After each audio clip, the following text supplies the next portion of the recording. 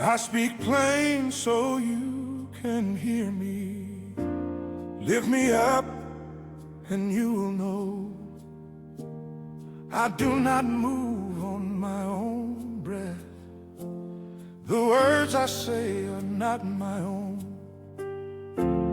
My father taught me how to pray, how to answer when I'm asked, and the one who sent me walks with me. I am never left alone. What's up, God's beautiful souls? Good morning. Good evening. I've had an interesting few weeks. The kind where you're constantly asking yourself, what's next? And why am I even doing what I'm doing right now? You pray and you seek God for direction, but it feels like heaven is quiet. Almost like God is saying, go figure it out yourself. But what I'm starting to realize is that a lot of my confusion wasn't coming from a lack of answers. It was coming from a lack of focus. I was allowing distractions, worries, and things that don't truly matter to pull my attention away from what God has placed in front of me. Maybe you're in a similar place. If so, I want to encourage you to keep your eye on the prize. Stay focused on the purpose God has given you. Keep pressing towards the mark, even when the path isn't perfectly clear. Every step of faith matters. You're not moving in vain, and you will fulfill the purpose you were created for. Welcome back to Lies Changes Truth. I'm your host, BK Bless. Listen, if this episode touches your spirit and blesses your soul, please like, share, and subscribe, and follow me on my socials. The more people we get these messages out to, the more people we can heal. We're going to start with the lie, plain and simple. The lie is, I'm broke because of the economy. That's it. That's the lie that we're talking about today. But I got a real question, and this question isn't theoretical or rhetorical. I actually want you to answer this right now. Are you broke, or are your priorities broke? I felt some of you pause right there. I feel like somebody just put down their coffee and stopped eating their donut. Good. Because I want you to keep listening. And I know that question isn't nice. But I love you way too much not to ask it. Because personally, I'm tired. I'm tired of hearing grown people talk about how they can't get ahead while they got on a pair of $400 shoes. I'm tired of hearing the economy's killing me from somebody whose car note costs more than their rent. I'm tired of the excuses that don't explain why you could afford that jacket but not groceries. Now hold on. Before you get mad at me, the economy is real. Prices are wild right now. Rent is really too much. I know that. I'm not going to pretend everybody's struggle is just bad decisions. Some of y'all got real obstacles, and we'll get to that. I'm not skipping it. But for a whole lot of people listening right now, and you know if this is you, it's not the economy. It's how you spend your money. The Bible says it real simple in Proverbs 21:20. The wise have wealth and luxury, but fools spend whatever they get. When I was young, they used to say, boy, you got holes in your pocket. Now, that's not about how much money you make. That's about what you do with it. A wise and a foolish person can make the same paycheck. One of them will end up okay. The other won't. And the only difference is what they did with the money, not how much they had. Let's get specific. And I'm sure I'm not the only one that's seen this play out before. Mom's is working 2 jobs. Loves her son with everything in her. Buys him the newest, freshest pair of sneakers for $250 or about $300 because all his friends got them. Because she don't want to make him feel less than. Now that same month, rent's due, and she ain't got it. I'm not saying she's a bad mom, and I'm not coming for her heart. Her heart is in the right place. She loves her son, but her priorities are in the wrong place. Because somehow Love got mixed up with buying things. And that's a trap a lot of us fall into. Now I want you to flip it. Grown man, late 20s, mid 30s, living in his mom's house. Don't pay not one utility bill, not the light, the water bill, or even the Wi-Fi he's using to post pictures of his car. The nicest whip on the block. Payments through the roof. And rims cost more than what's under the hood. Don't act like you don't know him. Everybody's got that cousin. But strip the joke away for a second and ask the real question. Why would you rather look rich than to be rich? Why would you want to look like you made it more than actually making it? Because that's what's happening. People are paying a lot of money to look successful, but underneath, there's nothing. No savings, no plan, nothing holding it up. I know this might make somebody mad at me, but some of us are so lost that we'd rather buy the bag than buy the stock and the company that made the bag. Say that again to yourself. You'll pay full price for the logo, but you won't put $1 into owning a piece of the company that's getting rich off of you wearing the logo. Warren Buffett, one of the richest men in the world, also one of the most boring dressers alive, said something simple and true. If you buy things you do not need, soon you will have to sell things you need. Listen to that twice if you have to.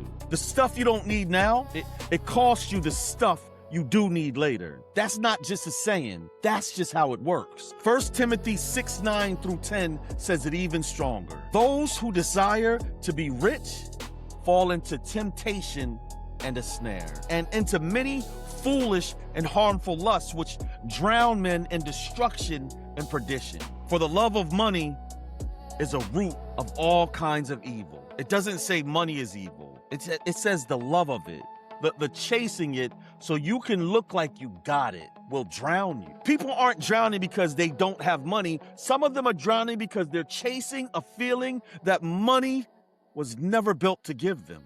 Now I want to be fair, because this show is not about dragging people and making you feel bad. It's about healing and helping you get better. Real talk. This economy is hard. Genuinely. Prices are up. Wages aren't. Rent is outrageous. And groceries cost what a car payment used to cost. And some of y'all never had anybody teach you how to handle money, because nobody taught your parents either. That's generational. That's real. That deserves grace, not anyone's shame. And if that's you, I see you. And God sees you. But here's what I need everybody to hear. Even when the economy is good, the same people stay broke. Give some people a raise and watch what happens. New job, new salary, new car within a month. Bonus check hits the account and is gone in 2 weeks on stuff that doesn't last. That ain't the economy's fault.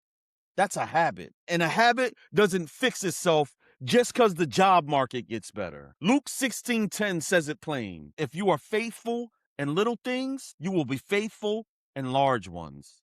But if you are dishonest in little things, you won't be honest with greater responsibilities. If you can't manage the $100 right, you won't magically manage the 10,000 right. The discipline starts now at whatever level you're at, or it never starts. And I believe all this is spiritual. And I'm going to show you how. Because a lot of people are only living for today.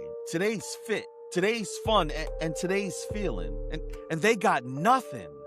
Not a plan, not a dollar, not even a thought set aside for tomorrow. And I get it. You're just doing what James 4:14 says. You do not know what will happen tomorrow. That's true. Tomorrow's not promised. But that verse doesn't say, so spend everything tonight.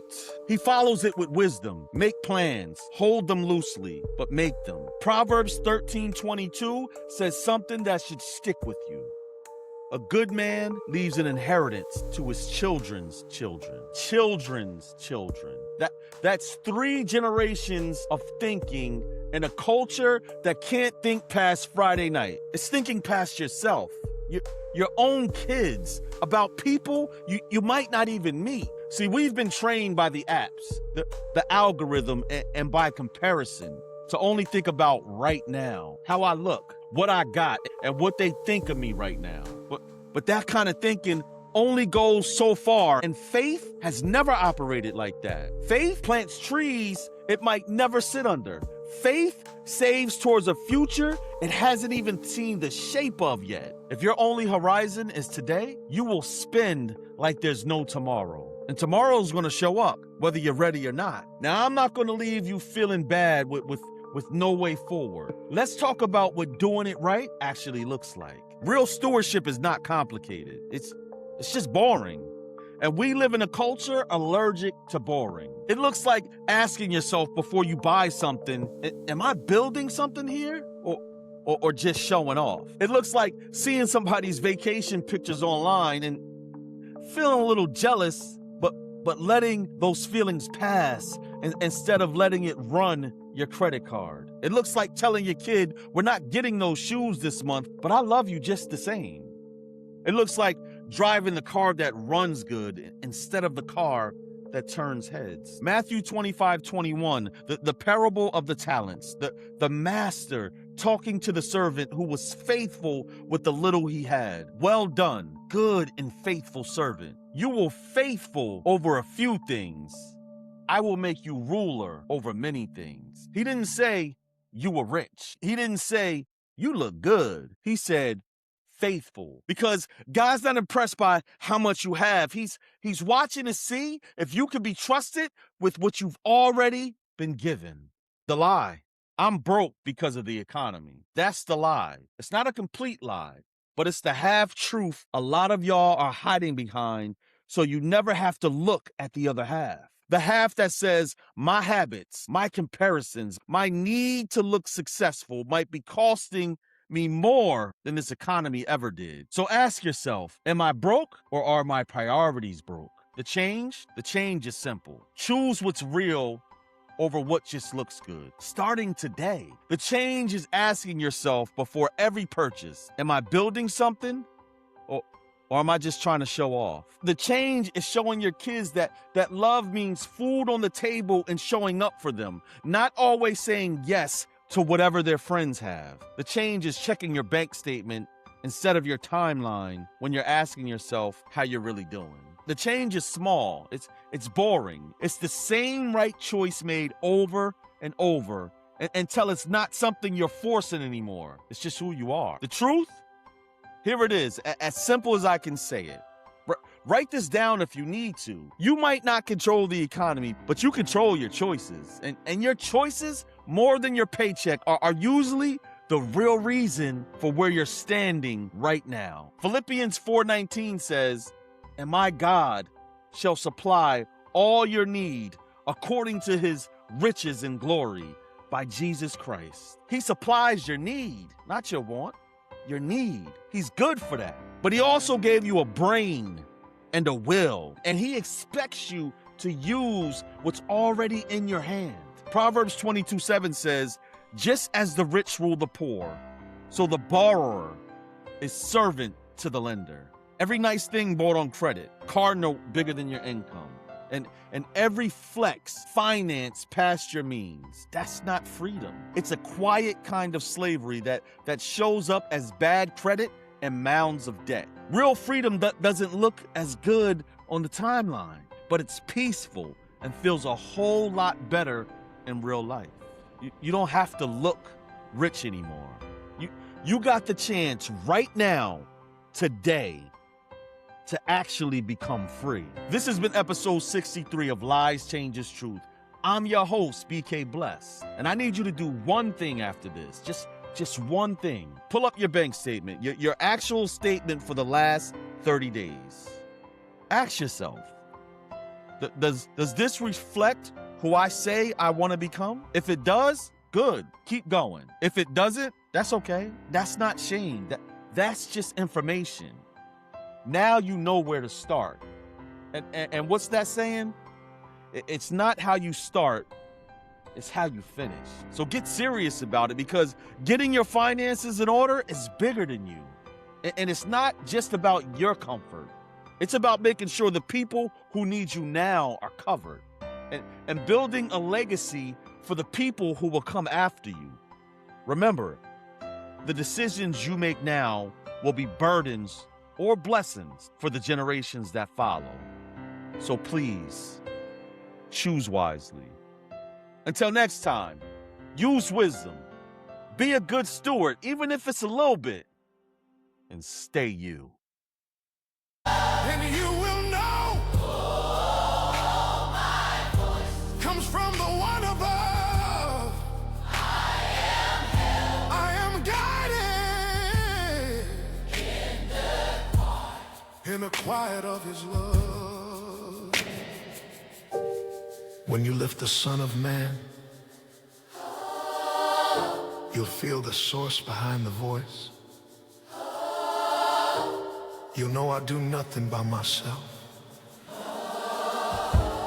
I only follow the Father's choice. Lift me up, and you will see. I am He. I am what I say. All I speak is from my Father. All I do is walk in His state. All I do is walk in His state. Lift me up, and you will know. Not by my will, but by His hand. I do the things that please Him. With the Father I will stand.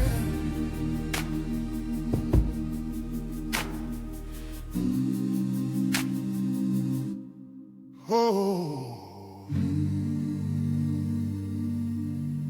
oh, oh, oh, oh.